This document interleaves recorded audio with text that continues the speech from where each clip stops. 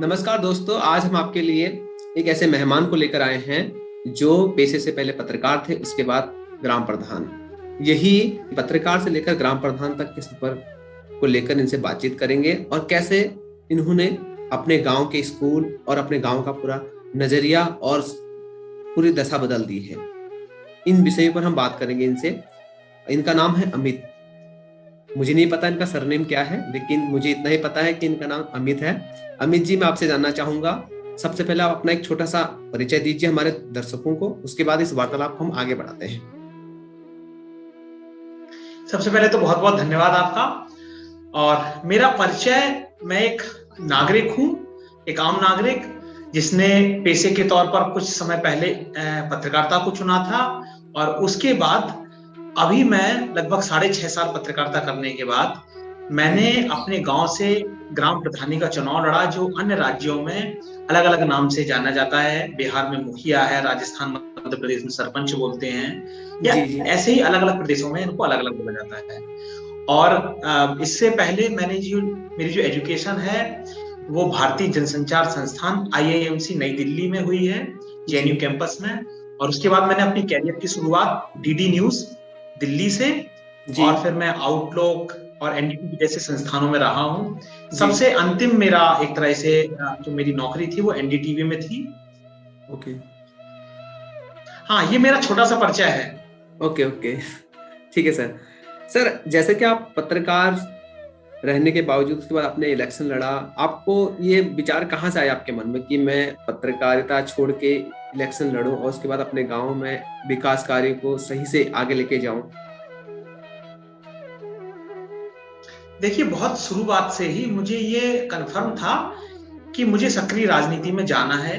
वो ओके इसलिए जाना है क्योंकि जो मेन डिसीजन मेकर हैं वो वहीं पर बैठे हैं। तो आप जो इच्छित बदलाव लाना चाहते हैं, आप समाज में कार्य करते हुए भी ला सकते हैं, लेकिन जिनके पास उत्तरदायित्व है, जिनके पास शक्तियां हैं, अगर आप उन शक्तियों को हासिल करते हैं तो आप जो इच्छित बदलाव लाना चाहते हैं वो थोड़ी तेज गति से ला सकते हैं।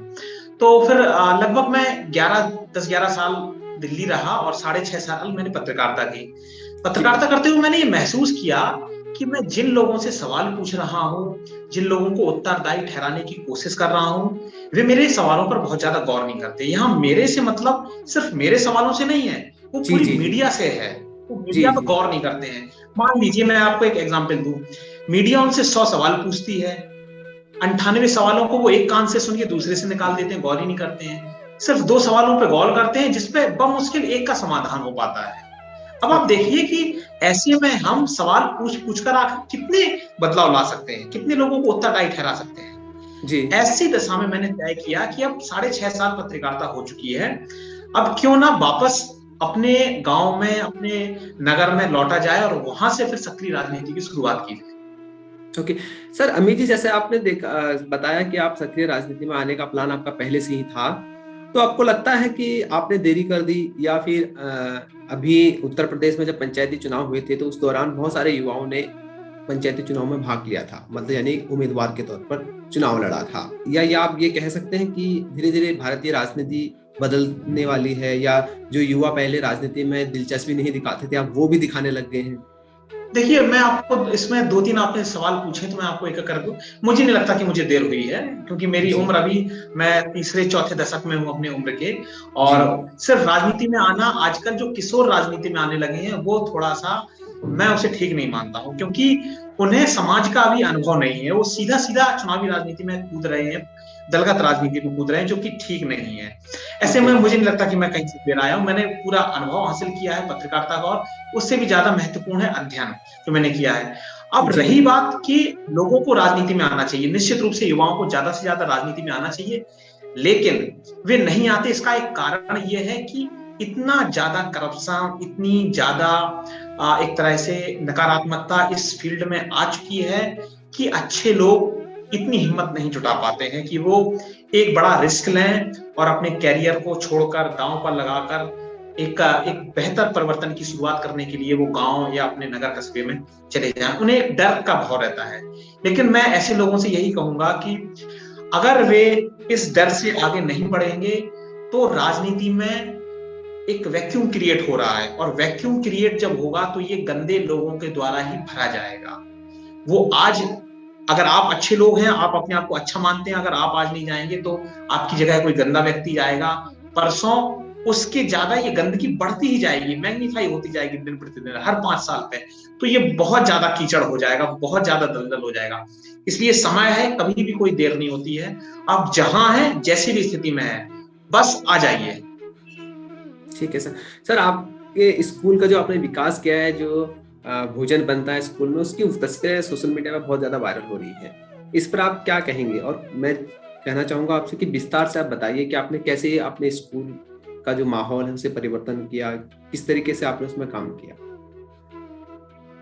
देखिए, मैं आपको बताऊं कि अभी माहौल परिवर्तन हो रहा है। अभी मुझे सिर्फ 8-9 महीने हुए हैं, लेकिन मैंने कोशिश शुरू कर दी है। मेरे विकास के मॉडल में सिर्फ सड़कें बनवाना, नालियां बनवाना या हैंडपंप लगवाना नहीं है, समावेशी विकास है। जी। और इस समावेशी विकास में अगर शिक्षा को हम छोड़ देंगे ना, तो बहुत ही ज्यादा हम नुकसान उठाएंगे।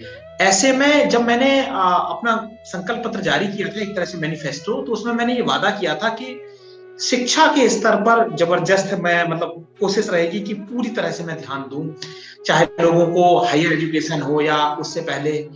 तो मैंने जब देखा स्कूल की हालत, तो सब कुछ है, इंफ्रास्ट्रक्चर है, अध्यापक हैं, कॉपी किताबें उनको मिल रही हैं, और आपका बैठने के लिए बेंचें हैं, लेकिन बच्चे नहीं हैं। बच्चे नहीं हैं तो उनका मन नहीं लगता है। तो उनका पढ़ाने में कैसे मन लगे, इस पे मैंने फोकस किया। तो मैंने 2-3 चीजें अभी फिलहाल देखी हैं। जैसे एक तो ये कि मैं सॉरी, कि मैं बच्चों की रुचि बढ़ाने के लिए मैं हर हफ्ते एक क्लास लेता हूँ। आजकल तो कोरोना के कारण पिछले 1.5 महीने से स्कूल बंद चल रहे हैं, तो मैं हर हफ्ते एक क्लास लेता हूँ और बच्चों को उन्हीं की भाषा में समझाने की कोशिश करता हूँ। अगर मैं पॉलिटिक्स को उनको पढ़ाऊंगा, राजनीति शास्त्र, नागरिक शास्त्र, तो वो नागरिक शास्त्र, समाज शास्त्र ऐसा होगा जो उनके गांव से जुड़ा होगा, उनके घर से जुड़ा होगा, उनके ग्राम प्रधान से जुड़ा होगा, उनके विधायक से जुड़ा होगा, उनके घर के बाहर जो हैंडपंप है उसके अधिकारों से जुड़ा होगा। तो मैं उनको ऐसे कनेक्ट करने की कोशिश करता हूँ। मैं उन्हें विज्ञान के प्रयोग सीधे करने की कोशिश करता हूँ, क्योंकि अभी तक वो विज्ञान सिर्फ थ्योरी में पढ़ते आए हैं। चीजें जब तक आप उनको सामने नहीं देखेंगे, मेरे एक सर कहते थे कि गांव में तो ऐसे बच्चे होते हैं गरीब घरों में कि उन्होंने शेर असली में देखा ही नहीं होता है, वो पूरी जिंदगी वही कागज का शेर देखते रहते हैं। तो ऐसे में मैंने सोचा, अगर विज्ञान के प्रयोग जो किताबों में लिखे हैं, क्यों ना उनको एक बार करवा दिए जाए। पृथ्वी घूमती है सूर्य का, और सौरमंडल के 8 ग्रह घूम रहे हैं, तो क्यों ना एक मॉडल से उन्हें अगर समझा दिया जाए तो वो एक ही बार में समझ जाएंगे। तो ऐसे फिर मैंने उनको साइंस के एक्सपेरिमेंट किए और हर हफ्ते एक क्लास लेना शुरू किया। इसमें मैं रैंडमली करता हूँ, कभी किसी दिन साइंस पढ़ा दी, किसी दिन ज्योग्राफी, किसी दिन हिस्ट्री, किसी दिन नागरिक शास्त्र, या किसी दिन उनको खेल खिलवा दिया। तो ऐसे मैं उनकी रुचि बढ़ाने की कोशिश कर रहा हूँ स्कूल में। जो डर रहता है शिक्षकों का, वो मैं दूर करने की कोशिश कर रहा हूँ। फिर मैंने देखा कि मिड डे मील एक महत्वपूर्ण साधन है लोगों को आकर्षित, बच्चों को आकर्षित करने का। गरीब घरों के बच्चे हैं बेचारे, मेहनत करने के लिए अपने माँ बाप के साथ खेतों में काम करने चले जाते हैं, इसलिए ये सब हो रहा है एक बेहतर खाने के लिए। तो मैंने कहा क्यों ना हम भोजन की गुणवत्ता ही सुधार देते हैं। जो अभी तक मिड डे मील एक रूटीन वर्क में चलता आया है, उसी में थोड़ा सा एड ऑन करना है। सरकार जो दे रही है वो ठीक है, हालांकि मैंने संबंधित अधिकारियों से ही बोला है कि देखिए, मिड डे मील में जो आपका बजट है वो पर्याप्त नहीं है। वो मतलब बस ठीक है, उसको ना हम कम कह सकते हैं ना ज्यादा कह सकते हैं। तो ऐसे में मैंने सोचा क्यों ना इसको इसी में ऐड ऑन कर दिया जाए, और जो ऐसी चीजें इसमें जोड़ने की कोशिश की जाए जो आकर्षित है। अब मैं एक दिन बच्चों के साथ जब मैं क्लास लेने जाता हूँ तो उनके साथ एक खाना भी खाता हूँ। तो मैं एक दिन खाना खा रहा था, तो मैंने कहा बताओ आज की सब्जी में क्या कमी है। तो बोले कोई कोई कमी नहीं। हमने कहा बताओ अब क्या सब्जी खाना ही है, सब्जी से उबन होती है, कुछ टेस्ट बदला जाए। तो उनमें से बच्चे बोले कि प्रधान जी मटर पनीर खानी है। तो हमने कहा ठीक है, अगले हफ्ते जब आपका स्कूल खुलेगा ना, तो उसमें पहला क्लास मटर पनीर का, पहले दिन आपको मटर पनीर दी जाएगी। तो फिर इत्तेफाक से उसी के बाद सर्दी की छुट्टी हो गई और फिर ओमिक्रॉन का ये खतरा आ गया। तो अभी 1.5 महीने बाद विद्यालय जब खुले, तो पहला जो दिन था, मैंने गांव में सूचना भी करवा दी थी कि स्पेशल मिड डे मील की व्यवस्था की जा रही है। और फिर मैंने सोशल मीडिया पे आपने पढ़ा होगा कि मैंने उसी के अनुरूप उसमें मिड डे मील में एड ऑन कर दिया है। ऐसे ऐसे करके मैं खेलों के लिए मैंने स्पेशल कुछ स्पोर्ट्स का सामान खरीदा है। अभी तक सामान आता आया है, ठीक है, मैंने उसको फोटो पब्लिक नहीं की है, मैं आपको दिखाऊंगा। जी तो जी इन सब चीजों में शिक्षा में भी सर्वांगीण विकास, सिर्फ पढ़ाई नहीं, सिर्फ किताबी पढ़ाई नहीं, वो कुछ भी करना चाहे और वो खेल में भी अगर आगे बढ़ना चाहे तो उन्हें स्पेशल इक्विपमेंट दिए जाएंगे और उनको भी बढ़ाने के लिए मैंने कोशिश कर रहा हूं, उनकी प्रतियोगिताएं कराई जाएंगी। अभी जैसे मैंने शिक्षा को लेकर एक प्रतियोगिता कराई बसंत पंचमी के दिन, तो मैंने उन्हें ऐसे आकर्षक पुरस्कार दिए जो उनके काम आ सके। एक जी 1,000 रुपए के पुरस्कार थे। जी। सर आपको लगता है जैसे कि ग्राम प्रधान जब चुनाव जीतता है उसके बाद उसे जो अपने क्षेत्र के विकास के लिए जो कठिनाइयों का सामना करना पड़ता है वो आपने भी फेस की, और वो कैसे आपने उनसे लड़ा? जैसे आप ब्लॉक जाते हैं तो ब्लॉक से काम निकालने के दौरान आपसे बीडीओ जी बोलते हैं भैया हमें भी पैसा चाहिए होता है काम वो करने के लिए, ये करप्शन को आपने भी देखा? देखिए, करप्शन बहुत ज्यादा है, इससे मैं बिल्कुल इनकार नहीं करूंगा, और हर स्तर पर है, इससे भी इनकार नहीं करूंगा। लेकिन मुझे शुरुआत में ये कठिनाइयां आई, बहुत जबरदस्त कठिनाइयां आई। लेकिन मुझे एक चीज पता है कि जो मेरे प्रेरणा स्रोत हैं, अगर मैंने उनका जीवन अध्ययन किया हुआ है, तो वो जीवन अध्ययन, उनका जीवन ही उनका संदेश है। My life is my message. अगर आप देख रहे हैं मेरे, अगर आपकी स्क्रीन पर आ रही हो जी महात्मा गांधी, जी तो कभी कभी ऐसा लगता है कि सब चीजें ठप हो गई हैं, मतलब मैं उनके उस सिस्टम में नहीं बह रहा हूं तो सब चीजें ठप हो गई हैं। तो कई बार मुझे समझौते भी करने पड़ते हैं, और कई बार वो लोग, उन लोगों को समझौते करने पड़ते हैं। तो ये एक प्रोसेस है। अगर आप अपने मूल्यों पर, अपने सिद्धांतों पर डटे रहेंगे ना, तो बुराई बुराई ही, उसे ही हारना होगा, बुराई को हारना ही होगा। अगर आप उस एक पीरियड में, जिसको मैं साइंस की भाषा में कहूं तो ब्रेक इवन स्तर, ब्रेक इवन पॉइंट, अगर आप वहां तक डटे रहेंगे ना, तो एक दिन आप जैसा आप चाहते हैं वैसा आप समाज को और राजनीति को दिशा दे सकते हैं। लेकिन अगर आप कहीं टूट गए तो बस फिर आप दूसरों के सहारे पर वहीं पर आपको चलना पड़ेगा। तो ऐसा नहीं कि मुझे भी कठिनाइयां नहीं आई हैं, कुछ हर्डल्स आते हैं, फिर थोड़ा सा समय ज्यादा लगता है, फिर उनको पार कर दिया जाता है, फिर आगे चीजें बढ़ जाती हैं। सर गांव में भी कभी कभार हमने देखा है जैसे कि ग्राम प्रधान के रूप में व्यक्ति को बहुत सारे संघर्षों का सामना करना पड़ता है, जैसे कि कभी कोई जाति के लोग नाराज हो जाते हैं, कभी उस जाति के लोग नाराज हो जाते हैं। देखिए, राजनीति आजकल, समावेशी राजनीति आजकल, जब मैं समावेशी राजनीति बोलता हूं ना, तो उसमें समाज सुधार भी इंक्लूड है। और ये जो आप सब जिक्र कर रहे हैं ना, ये एक सामाजिक बुराइयां हैं जो जी बहुत कई दशकों से, कई सदियों से हमारे समाजों में फैली हुई है, कुरीतियां फैली हुई हैं। तो हमें लगता है कि अगर आप बिना किसी पूर्वाग्रह के आप काम करते हैं ना, तो समाज भी आपके साथ चलना शुरू कर देता है। शुरुआत में उसे भी थोड़ा सा अजीब लगता है कि नहीं, पहले प्रधान तो ऐसे थे, वो तो उन लोगों के लिए काम नहीं करते थे जिन्होंने वोट नहीं दिया है, तो आप क्यों कर रहे हैं? तो नहीं, अब मैं ग्राम प्रधान सबका हूं, पूरे ग्राम पंचायत का हूं। जिसने वोट दिया है उसका भी, जिसने नहीं दिया उसका भी। अब कोई मायने नहीं, कोई मुझसे मेरे मुंह पे आके भी बोल देगा कि मैंने प्रधान जी आपको वोट नहीं दिया है, लेकिन ये मेरा काम है, तो वो उसका अधिकार है, बोलना भी अधिकार है, और काम के लिए मेरे पास आना भी अधिकार है। हम तो कर्तव्य के लिए बैठे हैं, हम तो उसके लिए उत्तरदायी हैं, हमें आफ्टर ऑल उसे ही जवाब देना है कि हमने कितना काम आपका किया है। तो ये सब बुराइयां आती हैं, लेकिन धीमे धीमे धीमे धीमे धीमे जब आप सही होंगे ना, तो समाज भी आपके साथ चलना शुरू कर देगा। और इसीलिए मैंने कहा कि एक समाज सुधार का भी काम है। जी। सर आपने बहुत सारे न्यूज चैनलों में काम किया है, मैं ये जानना चाहता हूँ क्या भारतीय मीडिया की जो भागीदारी है या जो कर्तव्य है वो उस दिशा में काम कर रही है या नहीं कर रही? दुर्भाग्यपूर्ण रूप से नहीं। और जब मैं नहीं बोलता हूं तो इसमें ब्लैक एंड व्हाइट नहीं है, ठीक है ना। कुछ चैनल, कुछ प्लेटफॉर्म्स अच्छे हैं जो अच्छा काम कर रहे हैं, कुछ स्वतंत्र पत्रकार भी हैं अच्छा काम कर रहे हैं। इसके लिए मैं आपको धन्यवाद दूंगा और आपका आभार व्यक्त करूंगा, जो आप अपनी पहल से एकला चलो की नीति पर एक तरह से आप काम कर रहे हैं। तो निश्चित रूप से अगर अंधेरा है तो एक उम्मीद की किरण भी है। अपने अपने अनुसार लोग प्लेटफॉर्म्स का चुनाव कर लेते हैं, न्यूज चैनलों का चुनाव कर लेते हैं। हालांकि ये थोड़ा सा मुझे खतरनाक लगता है, क्योंकि ऐसा नहीं होना चाहिए। कोई भी चैनल कम से कम मीडिया किसी भी खेमे में नहीं बढ़ना चाहिए। Okay sir. सर एक ग्राम प्रधान के तौर पे और एक पत्रकार के तौर पे आपको सबसे ज्यादा मतलब कौन सा रोल निभाने में कठिनाइयों का सामना करना पड़ा, पत्रकार के तौर पे या एक ग्राम प्रधान के तौर पे? नहीं, निश्चित रूप से ग्राम प्रधान के सामने चुनौतियां ज्यादा हैं, क्योंकि यहाँ आप पूरी जनता के प्रति उत्तरदायी हैं। आपको कुछ भी गलत करते हैं तो जनता आपसे सवाल पूछेगी और आपको जवाब देना ही होगा, आप भाग नहीं सकते हैं। अगर आप भागेंगे तो फिर कोई मतलब नहीं है। और रही बात पत्रकारिता की या मीडिया की, तो देखिए वहां पर उत्तरदायित्व आपका पूरी तरह से तथ्य रखने का है, दोनों पक्षों के तथ्यों का, जितने भी पक्ष हों उनके तथ्यों को रखने का है। इसके बाद एक कम से कम खबर लिखने में आपको बिना किसी पूर्वाग्रह अपनाने का है। हाँ, जब आप अपना ओपिनियन लिखें, किसी लेख लिखें, तो अपना ओपिनियन दर्शाइए, उसमें आपका क्या विचार मत है, क्या एंगल है उसमें। लेकिन जब आप खबर लिखते हैं तो पूरी ईमानदारी होनी चाहिए। बस पत्रकारिता में मुझे लगता है कि ये 2-3 चीजें हैं जिनको लेकर एक पत्रकार को सजग रहना पड़ता है, और वहीं से उसका एक तरह से कर्तव्य पूरा हो जाता है।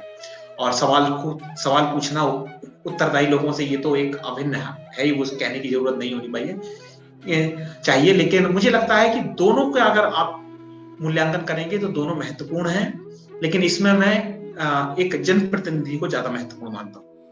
Okay sir.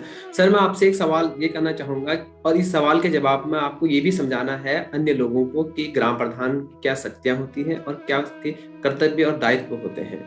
मेरा ये सवाल है कि ग्राम प्रधान की क्या शक्तियां होती हैं और उसे क्या दायित्व होते हैं अपने ग्राम पंचायत को लेकर और वहाँ की जनता को लेकर, ये बताइए, जिससे हमारे अन्य लोग भी समझ पाए अपने यहाँ के ग्राम प्रधान के, उसके यहाँ के ग्राम प्रधान के क्या दायित्व है, क्या कर्तव्य है। देखिए, ग्राम प्रधान के कर्तव्य या अधिकारों के बारे में अगर मैं विस्तार से बात करूं तो मुझे दरअसल क्या है, मुझे भी फिर देखना पड़ेगा। मैं आपको मोटा मोटी अगर बताऊं तो ग्राम प्रधान एक ग्राम प्रधान गांव में जो कुछ भी आता है ना, रोड, पानी, सड़क, नाली, खड़ंजे, साफ सफाई, पेड़, शिक्षा, जो भी आप ले सकते हैं, वो सब कुछ आता है।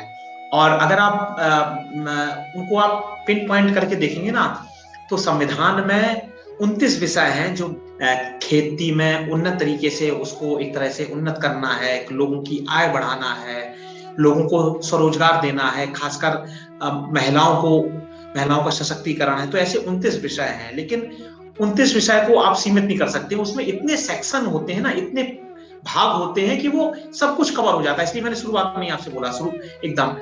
और आप अगर अधिकारों की बात करें तो यहाँ पर मैं आपको बताऊंगा, और थोड़ा सा सुनने में आश्चर्य होगा कि मेरे अधिकार, किसी भी जनप्रतिनिधि के अधिकार एक आम नागरिक से कम होते हैं, लेकिन उसे कुछ शक्तियां दी जाती हैं, वो कर्तव्य निर्वहन के लिए कुछ शक्तियां दी जाती है। इसीलिए माना जाने लगता है कि प्रधान ज्यादा सशक्त है। नहीं, जनप्रतिनिधि कभी सशक्त नहीं होता है, जनता सशक्त होती है, हमेशा वही सर्वोच्च होती है। तो फिर हमें जो शक्तियां दी जाती है वो दरअसल कर्तव्य निर्वहन के लिए एक औजार है, जिनसे हम, मान लीजिए हम गांव में हमें सफाई करवानी है, तो गांव साफ रहना चाहिए, ये ग्रामीणों का अधिकार है। उनकी साफ सफाई के लिए उन्होंने मुझे चुना है, और मुझे सरकार ने सहयोगियों के रूप में 2 सफाई कर्मी या स्वच्छाग्रही दिए हुए हैं।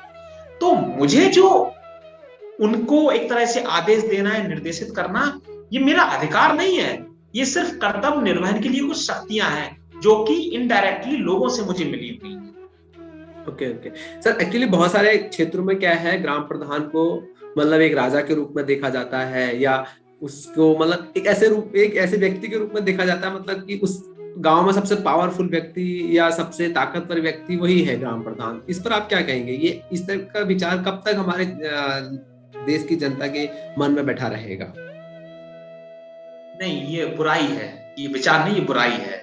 और ये सिर्फ ग्राम प्रधान के साथ नहीं जुड़ा हुआ है, ये हर जनप्रतिनिधि के सामने जुड़ा हुआ है, ये हर ब्यूरोक्रेट के साथ जुड़ा हुआ है, ये हर कर्मचारी के साथ जुड़ा हुआ है कि माई बाप, ये अंग्रेजों वाला कॉन्सेप्ट जी जी कि सब लोग जहां पनाह हैं, आप राजा हैं, आप मालिक हैं। नहीं, हम मालिक नहीं है, कोई भी मालिक नहीं है। ग्राम प्रधान तो बहुत छोटी इकाई है ना, कोई भी जनप्रतिनिधि मालिक नहीं है, कोई भी अधिकारी मालिक नहीं है, कोई भी कर्मचारी मालिक नहीं है, मालिक जनता है। ये जो माइंडसेट है, ये बुराई है। इसको जितनी जल्दी हम दूर कर पाए उतना बेहतर है।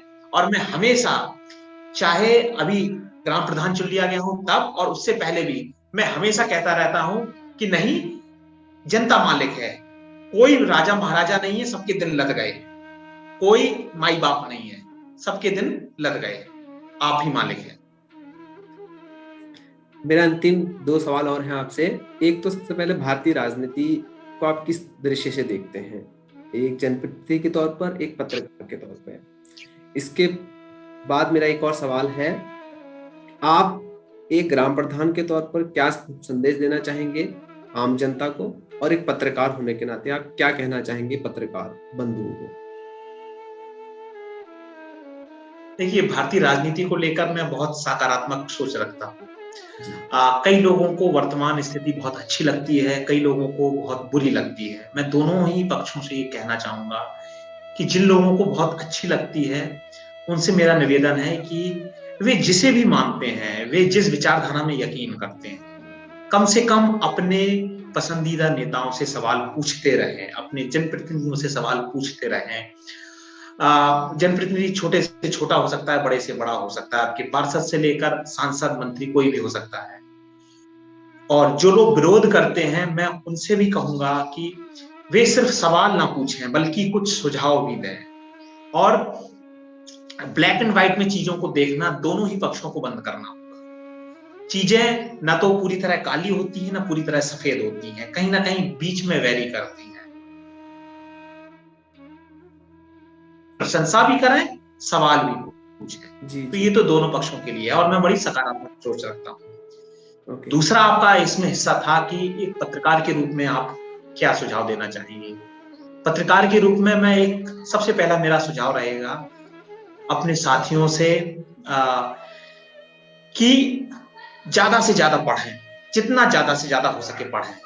और पढ़ाई मोबाइल पर नहीं होती है, कंप्यूटर पर नहीं होती है, ना ही आप किसी के लेख पढ़ें, वो सब सेकेंडरी और टर्सरी माध्यम है, टर्सरी सोर्स ऑफ इंफॉर्मेशन है। आपको मूल किताबों पर जाना होगा। किताबें पढ़िए, अंग्रेजी नहीं आती है कोई बात नहीं, हिंदी में पढ़िए, धीमे धीमे धीमे धीमे अदर डालिए, अंग्रेजी आने लगेगी। कोई ऐसा सुपर नेचुरल पावर नहीं है कि अंग्रेजी नहीं आएगी, अंग्रेजी भी आने लगेगी। तो जितना ज्यादा से ज्यादा आप किताबें पढ़ेंगे, आपकी नॉलेज बढ़ेगी। और फिर आप स्वयं में उत्तरदायी लोगों से सवाल भी पूछेंगे और सही सवाल पूछेंगे, तथ्य खोज कर लाएंगे, एक बेहतर लोकतंत्र के निर्माण में अपना योगदान देंगे। अब आपका सवाल तीसरा मैं भूला हूं, फिर से आप जनप्रतिनिधि होने के रूप में क्या बोला? हाँ, ग्राम प्रधान के तौर पर। हाँ, ग्राम प्रधान के तौर पर युवाओं को मेरा संदेश नहीं, मेरा निवेदन है, विनम्र निवेदन हाथ जोड़ के, कि अगर वे राजनीति में आना चाहें तो सबसे महत्वपूर्ण इकाई है ग्रास रूट डेमोक्रेसी। भारत में 3 चुनाव सबसे महत्वपूर्ण होते हैं जी। पंचायत स्तर का, फिर विधानसभा और फिर लोकसभा। आप तीसरों इन 3 में से कोई भी चुनना चाहें, आप चुन लीजिए। और अगर आप ग्राम प्रधानी का चुनते हैं, शानदार है, और यहां से आप परिवर्तन की शुरुआत कर लीजिए। शुरू में कठिनाइयां आएंगी, लेकिन अगर आप डटे रहेंगे अपने सिद्धांतों पर, अपने मूल्यों पर, अपने शिक्षा पर, तो निश्चित रूप से आपको विजय मिलेगी। जैसा समाज आप चाहते हैं बिल्कुल वैसा ही बनेगा। तो ये तो मेरा युवाओं से निवेदन है। और हर चीज में नकारात्मकता खोजने की प्रवृत्ति बंद कर दीजिए। कोई आपको हतोत्साहित करता है कि ऐसा नहीं होगा, वैसा नहीं होगा, ये समीकरण वो समीकरण, अरे क्या हो जाए, आप हारी तो जाएंगे, कोशिश तो कीजिए, नींव की ईंट ही बन जाएंगे आप। आप अगर नहीं जीत पाएंगे तो आपका छोटा भाई जीत जाएगा कल के दिन। जी सर, आपने हमें अपना बहुमूल्य समय दिया, इसके लिए बहुत बहुत धन्यवाद। अंतिम अगर आप कुछ कहना चाहते हैं देश के युवाओं के लिए जो बेरोजगारी से त्रस्त हैं या नशे की लत में धूत रहते हैं, उनके लिए अगर कुछ कहना चाहते हैं तो आपका स्वागत है। नहीं, मैं सारे युवाओं से यही कहूंगा कि ज्यादा से ज्यादा अध्ययन कीजिए, गंभीर अध्ययन कीजिए, अपनी चिंतन में गंभीरता लाइए और थोड़ा सोशल मीडिया पर कम समय दीजिए। और खासकर ये जो आजकल मोबाइल में गेमिंग में बहुत ज्यादा समय देने लगे हैं लोग, और जी जी। अब तो ये शायद ये जो इसको क्या बोलते हैं, ऑनलाइन जुआ भी शुरू हो गया तमाम अलग हाँ अलग हाँ रूपों में। हाँ सर, उससे बहुत सारी बच चीजें शुरू हो गई हैं सर। उससे बचे रहिए, उससे बचे रहिए। बात सिर्फ और सिर्फ समय जाया होता है। समाज और राष्ट्र निर्माण के लिए अगर आप कुछ भी कर पाए, पेड़ लगा सकते हैं अपने मोहल्ले में, अपने आंगन में, 2 पेड़ ही लगा दीजिए। आरटीआई लगाने की शुरुआत कर दीजिए। अगर आपको समाज सुधार करने हैं तो घर बैठे हो जाते हैं ये चीजें। जी जी। तो यही मेरा युवाओं से निवेदन रहेगा, संदेश नहीं, निवेदन रहेगा। मैं कोई महापुरुष नहीं है जो मैं संदेश दूंगा, मैं निवेदन ही करता हूँ। ओके सर, ओके सर, बहुत बहुत धन्यवाद सर, जयदीप पत्रिका में आपने अपना बहुमूल्य समय दिया।